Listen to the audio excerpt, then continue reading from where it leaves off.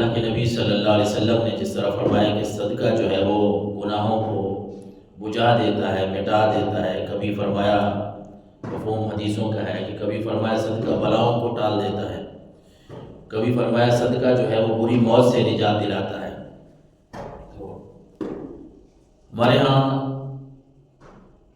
رمضان المبارک میں بھی لوگ ایک دوسرے کی مدد کرتے ہیں، ایک دوسرے کا خیال رکھتے ہیں۔ تو میں نے یہ مناسب سمجھا کہ آج ہم یہ سمجھ لیں کہ کتنا بڑا ثواب ہے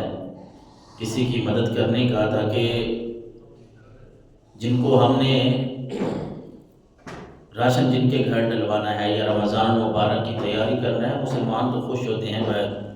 رمضان کا مہینہ جو آنے والا ہے، تو مسلمان جن کو اللہ اور اس کے رسول سے جن کی دل لگی ہوتی ہے تو وہ تو تیاری کرنا شروع کر دیتے ہیں۔ اس لیے حضرت عبداللہ بن عمر فرماتے ہیں کہ یہاں خرچ کرنے میں جو اس آیت مقدسہ میں بات آئی ہے، یہاں جو اللہ تبارک و تعالی نے فرمایا ہے کہ لن تنالوا البر حتى تنفقوا مما تحبون، اس کا میں مفہوم ہی بتاؤں گا تاکہ سمجھ صحیح آئے۔ یعنی اللہ نے یہ فرمایا کہ لوگوں جو چیز تمہیں پسند ہو نا، پیاری ہو، وہ میرے راستے میں خرچ کرو۔ نیکی تمہیں تب ملے گی، صدقے کی نیکی اگر حاصل کرنا چاہتے ہو، کسی کی مدد کر کے نیکی لینا چاہتے ہو، تو پھر اللہ کا فرمان ہے کہ نیکی تمہیں تب حاصل ہوگی جب تم بہترین چیز، اچھی چیز جو ہے، جو تمہیں پسند ہے، وہ اللہ کے راستے میں دینا چاہو۔ حضرت عبداللہ بن عمر فرماتے ہیں کہ واجبی صدقہ ہو یا نفلی، سارے اس آیت مقدسہ میں تمام صدقات جو ہیں وہ داخل ہیں، شامل ہیں۔ مطلب اگر کسی نے زکوٰۃ دینی ہے، زکوٰۃ کسی نے نفلی زکوٰۃ تو واجب ہے، ضروری ہے نا، فرض ہے انسان کے اوپر۔ اس کے علاوہ جو نفلی صدقہ ہے وہ اگر کسی نے دینا ہے تو ہر جگہ پہ اخلاص کو اور عمدہ چیز کو مد نظر رکھا جائے گا۔ سب سے پہلے تو خیر اخلاص ہے کہ بندہ اخلاص کے ساتھ، یعنی خالصتاً اللہ کی رضا کے لیے کام کرنا ہے، تبھی کسی بھی نیکی کے لیے ہمیں یہ بہت بڑا اصول ہے، اور ہمیں یاد رکھنا چاہیے، یاد ہے بھی صحیح، ہر وقت ہم سنتے رہتے ہیں۔ کسی بھی نیکی کو محفوظ کرنے کے لیے، اس نیکی کا اجر و ثواب پانے کے لیے سب سے جو بڑی بات ہے نا، وہ اخلاص ہے۔ اخلاص کا مطلب ہم سادہ لفظوں میں کہیں گے کہ کوئی بھی نیکی کرے نا، وہ اللہ کی رضا کے لیے کرے، نہیں تو انسان کو کوئی ثواب نہیں ملتا۔ میں اکثر یہ بھی عرض کرتا ہوں کہ نیکی کرنا یہ بھی مشکل کام ہے، لیکن نیکیوں کو بچانا یہ اس سے بھی مشکل کام ہے، اللہ معاف کرے۔ اور یہ جو ریاکاری ہے نا، ریاکاری یہ انسان کے اعمال کو ضائع کر دیتی ہے، اس سے تکبر انسان میں آ جاتا ہے، بڑائی آ جاتی ہے۔ ریاکاری جس کو اللہ کے نبی نے شرک بھی کہا ہے، چھوٹا شرک۔ تو اللہ پاک ہمیں اس سے پناہ عطا فرمائے، اللہ ہمیں محفوظ فرمائے کہ ہم ایسی باتوں کی طرف جائیں۔ پہلے لوگوں میں اور ہمارے پھر ماحول میں نا، اس وقت میں فتنے بھی بہت زیادہ آ گئے ہیں، پھر یہ سوشل میڈیا، پھر اس کے علاوہ دیگر جو ہے وہ دیکھا دکھلائی جو ہے وہ بہت ہی زیادہ آ گئی۔ ایک تو وہ زمانہ تھا، ایک وہ وقت تھا کہ ایک بات منقول ہے نا، قرآن حدیث کی نہیں، قرآن میں نہیں ہے، حدیث بھی نہیں ہے، ویسے ایک واقعہ ہے سبق حاصل کرنے کے لیے، کہ ایک وہ وقت تھا کہ ایک بزرگ نے حج کے موقع پہ کعبہ شریف کے ساتھ نیند میں یہ دیکھا ہے، اس وقت پیدل سفر کرنا اور اتنے مہینوں کا سفر کر کے وہاں جانا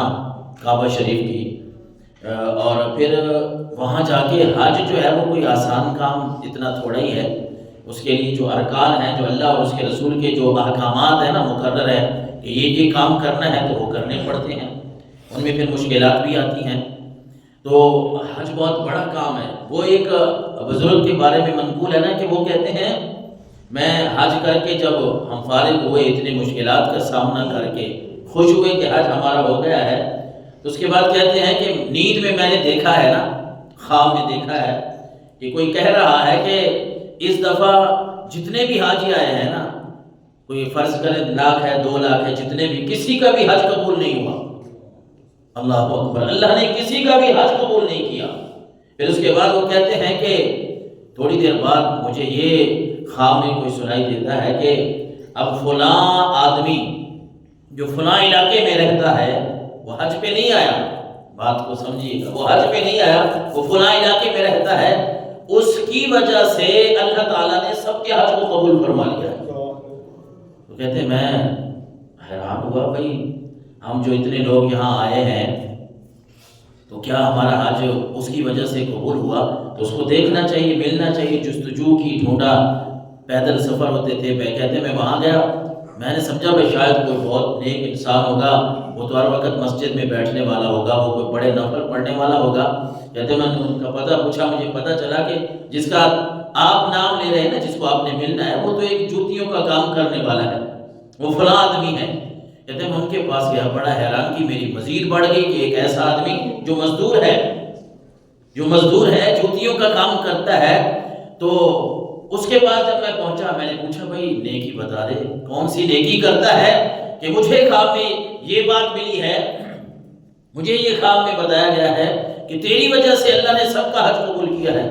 وہ کہتے ہیں بس میری کوئی اور نیکی تو نہیں ہے، میں آنا ٹکا یہاں سے ہی جمع کرتا رہا حج کے لیے کہ حج پہ جاؤں گا، لیکن میں نے دیکھا ہے کہ میرے پڑوسیوں کی ضرورت ہے، پیسوں کی میرے پڑوسیوں کو ضرورت ہے۔ اتنے تک بھی منقول ہے کہ پڑوسی کی بیوی جو ہے وہ حاملہ ہے اور ان کو گوشت کی ضرورت تھی، تو اس کا خامن سے یہ بات سنی گئی ہے کہ میرے پاس پیسے نہیں ہیں تو میں حرام گوشت کہیں سے لے کے دے دوں گا۔ میری بیوی مجھے کہہ رہی ہے، کہتے ہیں میں نے جب یہ سنا کہ میں حج کے لیے ایک ایک پیسہ آنا ٹکا جمع کر رہا ہوں، یہ بات بھی ٹھیک ہے، لیکن میرے پڑوسیوں کو اگر اتنی ضرورت ہے تو میں ان کا کیوں نہ خیال رکھوں۔ کہتے ہیں میں نے وہ پیسے اٹھائے اور ان کو دے دیے، بس یہ نیکی تھی میری، اللہ نے قبول فرما لی۔ اور وہ بزرگ بھی کہتے ہیں کہ ہاں تو اگرچہ حج پہ آیا نہیں تھا، لیکن اللہ نے تیری اس نیکی کو یوں قبول کیا ہے کہ رب نے تیرا وہ صدقہ بھی قبول کر لیا ہے، تیرا حج بھی قبول کر